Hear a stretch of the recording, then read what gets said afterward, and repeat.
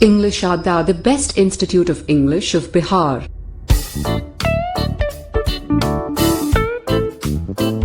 Hello students, good evening, good morning and good afternoon. ये तीनों मैंने एक साथ इसीलिए कह दिया कि हो सकता है आप ये वीडियो दिन के किसी भी समय में देख रहे हों, इसीलिए। ठीक है, तो जैसे आप स्क्रीन पर देख रहे हैं यूफेमिज्म, आज हम यूफेमिज्म की चर्चा करने वाले हैं। आप एक बात से तो मैं 100% श्योर हूँ कि यदि आप इंग्लिश पढ़ते हैं तो आप यूफेमिज्म के बारे में 100% जानते होंगे कि यूफेमिज्म क्या होता है। ठीक है, और जो नहीं जानते हैं उनको 1% भी टेंशन लेने की ज़रूरत नहीं है, क्योंकि मैं इस वीडियो में यही बताने वाला हूँ। ठीक है, तो चलिए इस वीडियो को कंटिन्यू करते हैं। तो इस वीडियो को कंटिन्यू करने से पहले मैं आपको कुछ बताना चाहता हूँ यूफेमिज्म के बारे में कि यूफेमिज्म होता क्या है। ठीक है, तो यूफेमिज्म एक ऐसा वर्ड है जो कि किसी भी बैड वर्ड्स के लिए अच्छे शब्दों का प्रयोग करना, यानी कि मृदुल भाषण करना, अच्छा बोलना, यूफेमिज्म कहलाता है। किसी को भी, जैसे कोई चोर है उसको चोर कहना बुरी बात है।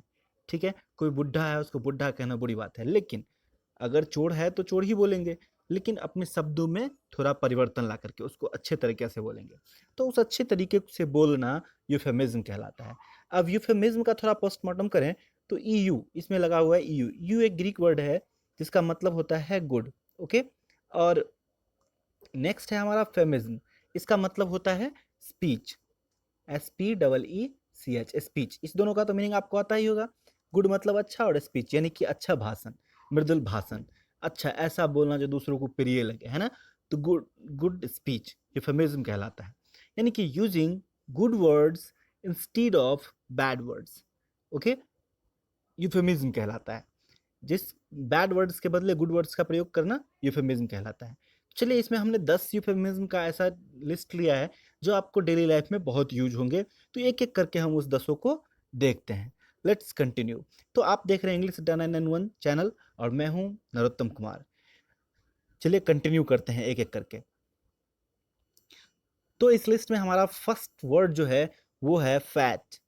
फैट, अगर हम किसी को कहते हैं यू आर फैट, या फिर ही इज फैट, या माई फ्रेंड इज फैट, मोटा है, या उसके सामने में अगर आप फेस टू फेस बोल दो तो उसको थोड़ा बुरा लगता है कि मुझे फैट कह रहा है। ठीक है तो फैट ही, लेकिन इसको बोलने का तरीका और भी है। इसको हम कह सकते हैं कि he is big bond. He is big bond, अगर हम कहते हैं ही इज बिग बोन्ड तो इसका मतलब हुआ फैट। ठीक है, लेकिन फैट थोड़ा ब्लंट वर्ड हो गया, लेकिन बिग बोन्ड पोलाइट है ना। आप उसको कह सकते हैं ही इज बिग बोन्ड। ठीक है, तो कैसा लगा ये। चलिए नेक्स्ट वर्ड देखते हैं हम लोग। नेक्स्ट दूसरा वर्ड है हमारे लिस्ट में प्रिजनर। प्रिजनर, प्रिजनर मतलब होता है कैदी, जो जेल जो जेल अक्सर जाते रहता है। ऐसे प्रिजनर जो अक्सर जेल जाते रहते हैं, है ना। तो अगर कोई जेल काट के आया, आप कह रहे हैं कि look he has been jailed repeatedly, मतलब बार बार वह जेल जाता रहा है, तो आप अगर ये कहते हैं तो आप इसके बदले में आप दूसरा वर्ड यूज कर सकते हैं इसके बदले में, जेल के बदले में। क्योंकि अगर आप कहते हैं कि ही इज़ अ प्रिजनर, वह कैदी है, तो आप ये थोड़ा उसको उटपटांगा लगेगा और सुनने में भी अच्छा नहीं लगेगा। तो ऐसा बात बोलना जो कर्ण प्रिय हो, तो यहाँ पे हम यूज क्या करेंगे, हम कह सकते हैं he is a jail bird. JAIL, jail, BIRD, jail bird. He is a jail bird, अगर हम ऐसे कहते हैं he is a jail bird, है ना, तो सुनने में भी अच्छा लगेगा और इसका मतलब भी वही होगा, बार बार जेल जाने वाला, है ना। जेल बर्ड, जो बार बार जेल जाता है उसको कहते हैं जेल बर्ड। ओके, होप ये समझ में आ रहा होगा। चलिए नेक्स्ट वर्ड देखते हैं इस लिस्ट में। जो हमारा तीसरा वर्ड होने वाला है वो है थीव। मैंने पहले भी चर्चा किया था थीव का, तो चलिए अभी चर्चा करते हैं थीव का। तो थीव मतलब होता है चोर। अगर आपके घर में कोई आता है और आप कहते हैं mama beware of him, he is a thief, है ना, या फिर आप बोल देते हैं कि उसे सावधान रहो वह चोर है, तो ये थोड़ा और पटांगा लगता है, उसको भी बुरा लगेगा। तो इसके बदले में हम यूज करेंगे दूसरे तरह का वर्ड, जो कि होना है वही बात, लेकिन तरीका बदल के। तो अगर हम कहते हैं कि किसी को भी बोले आप ही इज अ थीव, तो थोड़ा ये उटपटांगा लगता है, क्योंकि थीव को थीव बोल रहे हैं। तो हम लोग मृदुल बोलेंगे, थोड़ा अच्छा बोलेंगे। तो थीव के लिए हम लोग कहते हैं लाइट फिंगर्ड, LIGHT। 1 मिनट में थोड़ा क्लियर कर दूं इसको। Light fingered. Okay, light fingered मतलब होता है कुछ कुछ उठा लेने वाला, है ना, तो हम कह सकते हैं कि beware of him, he is light fingered, मतलब वह कुछ कुछ उठा लेता है, बात वही हुआ, चोरी कर लेता है, लेकिन हम थिप नहीं कह रहे, थिप के बदले आप लाइट फिंगर्ड का प्रयोग कर रहे हैं, ठीक है। होप आपको बहुत मजा आ रहा होगा इस वीडियो में ये वर्ड्स को जान करके। चलिए नेक्स्ट वर्ड्स देखते हैं इस लिस्ट में क्या है। तो आपको मजा आ रहा होगा, अगर आ रहा है तो हमारे चैनल को लाइक कर दीजिए, सब्सक्राइब कर दीजिए, और अगर कर दिए हैं तो बगल में जो बेल का आइकन है वो भी दबा दीजिए, इसको भूलिए मत। और चलिए नेक्स्ट वर्ड हमारा जो है अनएम्प्लॉयड। अगर हम किसी को कहते हैं कि वह बेरोजगार है, घर पे बैठा रहता है, निकम्मा है, तो थोड़ा अलग उटपटांगा लगता है अनएम्प्लॉयड कहना, ठीक है। तो हम अनएम्प्लॉयड के बदले में यूफेमिज्म यूज कर सकते हैं। बहुत अच्छा यूफेमिज्म है बिटवीन जॉब्स। अगर हम कहते हैं ही इज बिटवीन जॉब्स, वह इसका मतलब भी वही हुआ कि वह जॉब ढूंढ रहा है, मतलब कि अभी जॉब हुआ नहीं है उसको, बिटवीन जॉब्स मतलब कि कंपनी टू कंपनी ढूंढ रहा है, तो बिटवीन जॉब्स है मतलब कि अनएम्प्लॉयड ही है इनडायरेक्टली वो, ठीक है। तो हम ऐसे कह सकते हैं ही इज बिटवीन जॉब्स, हम ये नहीं कहेंगे ही इज अनएम्प्लॉयड, है ना, हम क्या कहेंगे ही इज बिटवीन जॉब्स। चलिए नेक्स्ट वर्ड देखते हैं इस लिस्ट में, जो हमारा नेक्स्ट वर्ड होने वाला है वो है अरेस्ट। अब अरेस्ट का मतलब तो आपको पता ही होगा क्या होता है, गिरफ्तार करना। अगर आप कहते हैं कि ही हैज़ बीन अरेस्टेड, उसको गिरफ्तार कर लिया गया, या फिर किसी को बोलते हैं कि वो अरेस्ट हो गया, तो अरेस्ट बोलना थोड़ा उटपटांग लगता है, थोड़ा ब्लंट है, जस्ट आप जो है वही बोल रहे हैं। तो हमको बोलना भी वही है, लेकिन दूसरे तरीका से यूफेमिज्म का यूज़ करना है। तो हम अरेस्ट को कह सकते हैं ऐसे, जैसे हम कहते हैं कि he has been arrested, okay. तो इसके बदले में अरेस्टेड के बदले में हम कह सकते हैं take into custody, take into custody, हम ये कह सकते हैं। टेक इनटू कस्टडी भी अरेस्ट ही होता है, तो ये यूफेमिज्म हो गया टेक इनटू कस्टडी। हम कह सकते हैं he has been taken into custody, उसको अरेस्ट कर लिया गया, गिरफ्तार कर लिया गया। तो है गिरफ्तार ही, लेकिन यूफेमिज्म है ये उसका, ठीक, टेक इनटू कस्टडी। तो अगर आपके कोई दोस्त गिरफ्तार हो जाते हैं तो आप ये नहीं कहेंगे कि my friend has been arrested, आप ये कहेंगे my friend taken into custody, my friend has been taken into custody, उसको गिरफ्तार कर लिया गया है, ठीक है। होप आपको ये समझ में आया होगा। चलिए हम नेक्स्ट वर्ड देखते हैं। नेक्स्ट में जो हमारा नेक्स्ट वर्ड होने वाला है वो है सस्पेक्ट। अब सस्पेक्ट तो बहुत ही नोटेड वर्ड है और बार बार इसका यूज होता है। जैसे कहते हैं कि मुझे उस आदमी पर सस्पेक्ट है, यानी संदेह है, इसका हिंदी होता है डाउट।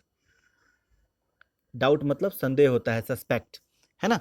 तो आप इसको अगर कहते हैं सस्पेक्ट, यानी कि he is the suspect of this crime, ठीक है। जैसे कि कोई मर्डर हो गया तो आप कहेंगे कि he is the suspect of that murder. तो सस्पेक्ट कहने से क्लियर हो जाता है कि आरोपी है, ये है, मतलब कि क्रिमिनल है। तो हम इसके बदले में दूसरा वर्ड यूफेमिज्म है जिसका यूज कर सकते हैं, person of interest. Person of interest, INTEREST, okay. हम कह सकते हैं he is person of interest of that murder, okay. तो इसका मतलब भी हो गया कि उसमें वो रुचि लेने वाला व्यक्ति है उस मर्डर का, क्योंकि वो सस्पेक्ट है, तो संदेह उस पर है ना। तो हम ऐसे कह सकते हैं कि mister Shyam is the suspect of that murder. तो mister Shyam is the suspect, और सस्पेक्ट के बदले हम यूज कर सकते हैं mister Shyam is the person of interest of that murder, okay. तो इस तरह से हम इसका यूज करेंगे, अच्छा लगेगा। होप आपको अच्छा लग ही रहा होगा, ये 6 वर्ड्स आपने सीख ही लिया होगा। चलिए नेक्स्ट देखते हैं हम यूज्ड। बहुत ही नोटेड वर्ड है, आप अक्सर अपने जीवन में यूज करते हैं इस वर्ड का, कि मैंने एक यूज्ड साइकिल खरीदा, बाइक खरीदा, मोबाइल खरीदा, कंप्यूटर खरीदा, यूज्ड। तो यूज्ड कहने से थोड़ा ये आ जाता है कि पुराना होगा, है ना, यूज्ड। तो आप इसके लिए दूसरा वर्ड यूज कर सकते हैं जो यूफेमिज्म है, pre owned. Pre owned, pre owned, I have bought a pre owned mobile, मतलब हो गया कि मैंने एक सेकेंड हैंड मोबाइल खरीदा, यूज्ड मोबाइल खरीदा। तो प्री ऑन्ड का मतलब होता है यूज्ड, है ना। जैसे हम कहते हैं कि this is a pre owned, this is a pre owned pen, okay. तो यह एक पुराना पेन है। प्री ऑन्ड का मतलब यूज्ड, पुराना, यूज किया हुआ होता है, ठीक है। होप आप इस वर्ड को पसंद कर रहे होंगे। चलिए अगला वर्ड्स देखते हैं हम। अगर आपको अच्छा लग रहा है वर्ड तो मुझे कमेंट में ज़रूर बताइए कि आपने क्या सब सीखा, और ये वर्ड्स आपको अच्छा लगा या नहीं, ओके। तो चलिए नेक्स्ट वर्ड देखते हैं। नेक्स्ट वर्ड हमारा है प्रेग्नेंट, ओके। इस लिस्ट में नेक्स्ट वर्ड जो हमारा है वो है प्रेग्नेंट। अगर किसी लेडी को आप देखते हैं और कहते हैं लुक सी इज प्रेग्नेंट, तो थोड़ा ब्लंट लगता है वर्ड, आप डायरेक्टली बोल रहे हैं उसको, तो आप इसके बदले में दूसरे वर्ड को यूज कर सकते हैं जो कि थोड़ा अच्छा लगेगा बोलने में और उनको सुनने में भी अच्छा लगेगा। तो आप ऐसे भी कह सकते हैं। इसके लिए हम दो यूफेमिज्म का प्रयोग कर सकते हैं। एक तो एक्सपेक्टिंग, हम कह सकते हैं सी इज एक्सपेक्टिंग, मतलब वह प्रेग्नेंट है। एक्सपेक्टिंग, आप प्रेग्नेंट के बदले एक्सपेक्टिंग का प्रयोग कर सकते हैं। जैसे कि आप ऐसे कह सकते हैं कि one of my coworker is expecting these days so I bought some fruits for her. ठीक है, तो इस तरह से मतलब प्रेग्नेंट है इसलिए मैंने उसके लिए कुछ फ्रूट्स खरीद लिया। या फिर आप ऐसे भी कह सकते हैं कि in the family way, in the family way. Okay, हम ऐसे कह सकते हैं she is in the family way, तो इसका भी मतलब हो जाता है pregnant. She is in the family way. तो चलिए नेक्स्ट वर्ड में हमारे लिए क्या है, नेक्स्ट वर्ड 9th में वो हम देखते हैं। ठीक है, होप आपको ये समझ में आया होगा। नेक्स्ट वर्ड है हमारा पुअर। पुअर, देखिए डेली लाइफ में बहुत यूज करते हैं इस वर्ड का हम, पुअर का।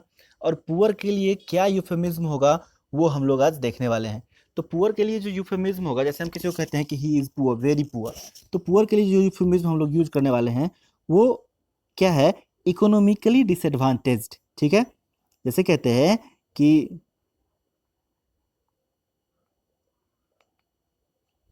इकोनॉमिकली डिसएडवांटेज्ड,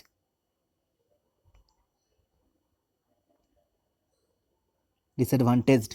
अगर हम कहते हैं कि मिस्टर श्याम इज पुअर, तो हम उसको ये भी कह सकते हैं mister Shyam is economically disadvantaged, या फिर this facilities is only for poor, for the poor. Okay, तो हम यहाँ पर मैं ये कहेंगे कि this facilities is only for economically disadvantaged. Okay, तो इकोनॉमिकली डिसएडवांटेज्ड का मतलब पुअर होता है। आप किसी को कहेंगे वह गरीब है, पुअर है, तो पुअर उतना अच्छा वर्ड नहीं हुआ जितना कि इकोनॉमिकली डिसएडवांटेज्ड है।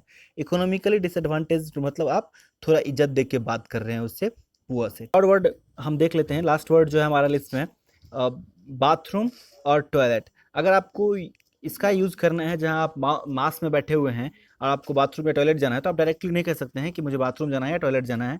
तो आप इसके बदले में यूफेमिज्म का प्रयोग करें। तो यूफेमिज्म इसके लिए आप यूज कर सकते हैं, आप अगर मेंस है तो आप कह सकते हैं मेंस रूम, और अगर लेडीज हैं तो आप कह सकते हैं लेडीज रूम। या फिर इसके लिए आप रेस्ट रूम का भी प्रयोग कर सकते हैं। रेस्ट रूम आप कह सकते हैं, I want to use restroom, या I want to restroom, या वेयर इज रेस्ट रूम। तो इस तरह से I want to go to restroom, इस तरह से आप यूज कर सकते हैं।